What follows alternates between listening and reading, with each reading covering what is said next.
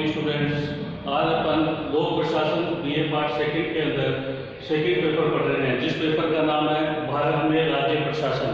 इस पेपर के अंदर अपने 3 खंड है। प्रथम खंड है, प्रथम खंड के अंदर जो है ये है भारत में राज्य प्रशासन की वर्तमान स्थिति। भारत के अंदर कितने राज्य हैं, उन राज्यों के बारे में अपने को पढ़ना पड़ेगा। और राजस्थान के विशेष संदर्भ में उन राज्यों के अंदर भी राजस्थान है, उसके बारे में अपने को विशेष पढ़ना है।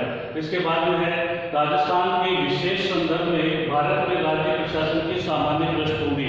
हमारे राजस्थान की क्या पृष्ठभूमि रही है, उस पृष्ठभूमि के बारे में अपने को विस्तार पूर्वक पढ़ना है। इसके बाद में आता है राज्यपाल। हमारे राजस्थान के अंदर जो राज्यपाल है उनके कार्य क्या है तथा उनकी शक्तियाँ क्या है, और राज्य प्रशासन में राज्यपाल की क्या भूमिका होती है, उस भूमिका के बारे में अपने को विस्तार पूर्वक पढ़ना है। राज्यपाल किस प्रकार नियुक्त होता है, राज्यपाल का चुनाव किस प्रकार होता है, राज्यपाल के क्या क्या कार्य होते हैं, क्या क्या शक्तियाँ होती है, ये सारी चीजें अपने को राज्यपाल के बारे में पढ़ना है। इसके बाद में आता है मंत्री परिषद से संबंध। राज्यपाल के साथ मंत्री परिषद के क्या संबंध रहते हैं, उन संबंधों के बारे में अपने को पढ़ना है। इसके बाद में आता है मुख्यमंत्री। हमारे यहाँ पर मुख्यमंत्री की क्या भूमिका है, क्या कार्य हैं, क्या शक्तियां हैं, कितने अधिकार मुख्यमंत्री को दिए हुए हैं, इन सब के बारे में अपने को विस्तार पूर्वक पढ़ना है। इसके साथ साथ में मुख्यमंत्री के पद का हमारे राज्य के अंदर क्या महत्व है, उस महत्व के बारे में अपने को विस्तार पूर्वक पढ़ना है। राज्यपाल के साथ जैसे मंत्री परिषद के संबंध होते हैं, उसी प्रकार से मुख्यमंत्री के मंत्री परिषद के साथ क्या संबंध होते हैं, उसके बारे में भी अपने को विस्तार पूर्वक पढ़ना है। इसके बाद में आता है राज्य सचिवालय का संगठन। राज्य स्तर पर एक सचिवालय होता है, वो अपने यहाँ राजधानी जयपुर के अंदर स्थित है। वहाँ पर जितने भी हमारे सचिव लोग होते हैं और जितने भी हमारे यहाँ के मंत्री पद के अधिकारी होते हैं, वो सारे मंत्री हमारे सचिवालय में बैठते हैं। तो हमारे जो राज्य सचिवालय का संगठन और कार्य क्या क्या होते हैं, उनकी क्या कार्य प्रणाली होती है, हमें उसके बारे में पढ़ना है। इसके बाद में आता है राजस्थान में गृह, वित्त तथा कृषि विभाग। राजस्थान में गृह विभाग क्या भूमिका निभाता है, उसके संगठन किस प्रकार से है। गृह विभाग के अंदर जैसे गृह विभाग हमारे यहाँ मुख्यमंत्री के बाद में बड़ा पद आता है, तो गृह विभाग के पद पर जिस व्यक्ति को नियुक्त किया जाता है वो कैबिनेट स्तर का मंत्री होता है। कैबिनेट स्तर के मंत्री की सहायता हमारे यहाँ पर कुछ राज्य मंत्री भी नियुक्त किए जाते हैं। तो गृह विभाग हमारे पूरे राज्य को संभालने वाला जो व्यक्ति होता है, उसके पद पर एक बहुत ही चतुर व्यक्ति को नियुक्त किया जाता है। तो इस प्रकार से हम गृह विभाग के पद पर हमारे यहाँ पर कैबिनेट मंत्री होता है। तो गृह विभाग के बारे में हमें संगठन और कार्य प्रणाली के बारे में हमें पढ़ना है। इसके बाद आता है वित्त विभाग। वित्त विभाग क्या है, वित्त एक ऐसी चीज होती है जो पैसों से संबंधित है। तो वित्त विभाग ऐसे व्यक्ति को दिया जाता है जो अपने आप के अंदर बहुत चतुर हो, या अधिकांश हमने देखा है कि हमारे यहाँ पर राजस्थान के अंदर वित्त विभाग मैक्सिमम टाइम क्या है, मुख्यमंत्री अपने स्वयं के पास ही रख लेते हैं। फिर इसके बाद आता है कृषि विभाग। कृषि, राजस्थान क्या है कि हमारे यहाँ कृषि प्रधान माना जाता है, यहाँ पर खेती ज्यादा होती है, इसलिए कृषि मंत्री ऐसे व्यक्ति को नियुक्त किया जाता है कि जो किसान पहले रहा हुआ हो या खेती से संबंधित कुछ विशेष जानकारी रखता हो।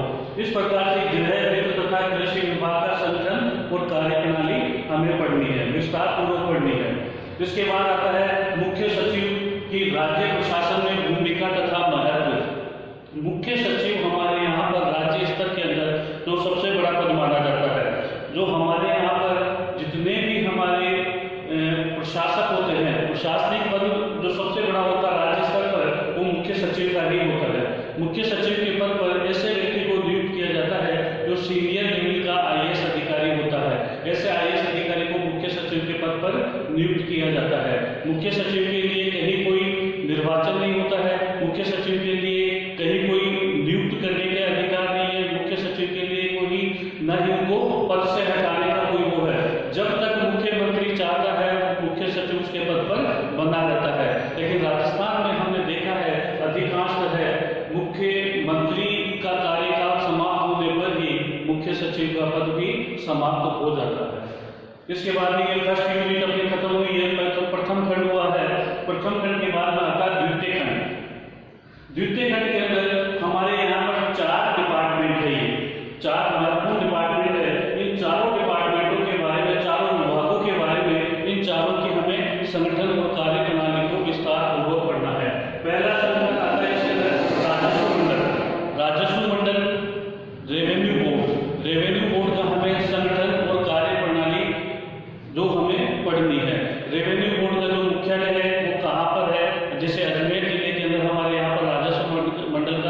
मुख्यालय है, राजस्व मंडल का संगठन किस प्रकार का होता है, ये सारी चीजें और उनके कार्य किस प्रकार से होते हैं, ये सारी चीजें हमें विस्तार पूर्वक पढ़नी है। इसके बाद आता है राजस्थान राज्य विद्युत मंडल। हमारे यहाँ पर जो बिजली डिपार्टमेंट है, विद्युत डिपार्टमेंट है, उसी का नाम है राजस्थान राज्य विद्युत मंडल। इसे कहा जाता है RSEB, Rajasthan state electricity board. इसका नाम परिवर्तित करके अब इसे हमारे यहाँ पर 5 कंपनियां बना दी गई है, जिसके अंदर क्या है, 3 कंपनियां तो हमारे विद्युत को वितरण करने वाली है, एक कंपनी विद्युत उत्पादन करने वाली है और एक कंपनी विद्युत का प्रसारण करने वाली है। इस प्रकार से हमारे यहाँ पर राजस्थान राज्य विद्युत मंडल की 5 कंपनियां बन गई है। इन 5 कंपनियों को मिलाकर ही राजस्थान राज्य विद्युत मंडल होता था, लेकिन अब ये 5 कंपनियों के आधार पर पूरे राजस्थान के अंदर राज्य विद्युत मंडल का कार्य किया जाता है। इसके बाद 30 नंबर पर आता है कृषि निदेशालय। कृषि निदेशालय के अंदर इसका जो कृषि से संबंधित हमारे यहाँ पर जो संगठन होता है, वो कृषि निदेशालय का संगठन और किस प्रकार के उसके कार्य होते हैं, ये हमें पढ़ना है। और चौथे नंबर पर आता है हमारा शिक्षा निदेशालय। शिक्षा निदेशालय के अंदर आता है कॉलेज शिक्षा निदेशालय। अब इसका नाम परिवर्तित करके कॉलेज आयुक्तालय कर दिया गया है।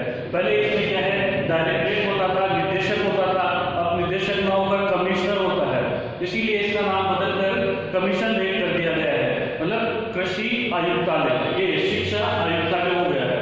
तो शिक्षा आयुक्तालय के अंदर हमारे यहाँ पर कॉलेज शिक्षा के क्या क्या संगठन होते हैं, किस प्रकार का इसका संगठन होता है और ये किस प्रकार से हमारे राजस्थान के अंदर जितने भी कॉलेजें हैं, गवर्नमेंट कॉलेज हो या प्राइवेट कॉलेज हो, उन कॉलेजों को मान्यता देने का काम करता है। उनको कॉलेज शिक्षा निदेशालय के द्वारा कुछ छात्रवृत्तियां प्रदान की जाती है।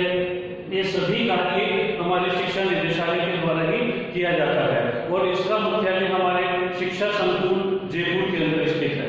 ये सेकेंड यूनिट कंप्लीट हुई, द्वितीय खंड, इसके बाद आता है तृतीय खंड। तीसरी यूनिट के अंदर आता है सेविवर्गीय प्रशासन, जिसे हम कहते हैं कार्मिक प्रशासन। सेविवर्गीय प्रशासन में हमारे राजस्थान के अंदर जो लोक सेवाएं हैं, उनकी भूमिका, राजस्थान में जितनी भी लोक सेवाएं हैं, जैसे महत्वपूर्ण रूप से जो बड़ी लोक सेवाएं हैं वो कहलाती है हमारे RS और RPS। RS का मतलब राजस्थान एडमिनिस्ट्रेटिव सर्विस और RPS का मतलब राजस्थान पुलिस सर्विस।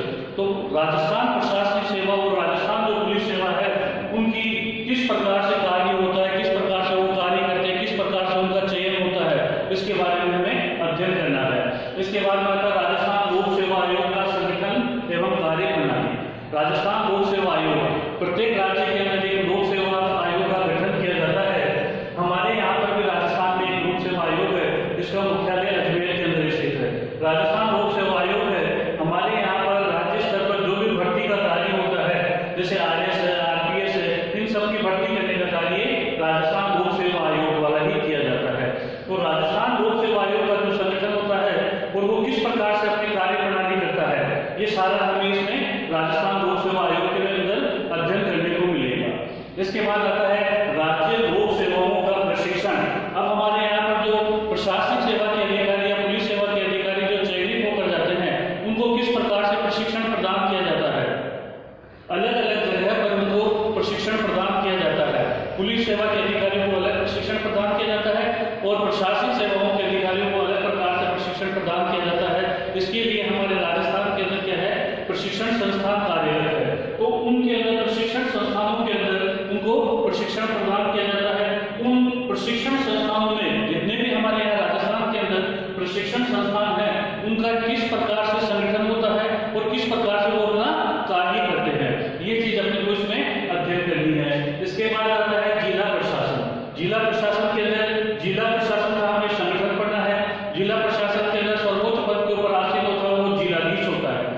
जिलाधीश के क्या कार्य होते हैं, उसकी क्या पद स्थिति होती है।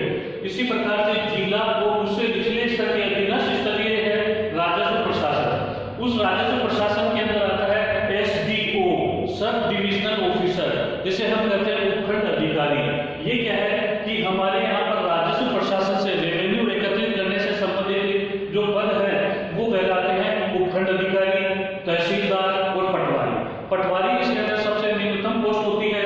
इन तीनों के माध्यम से हमारे राज्य स्तर पर, हमारे जिला स्तर पर जितना भी रेवेन्यू, जितना भी टैक्स लिया जाता है, वो सारा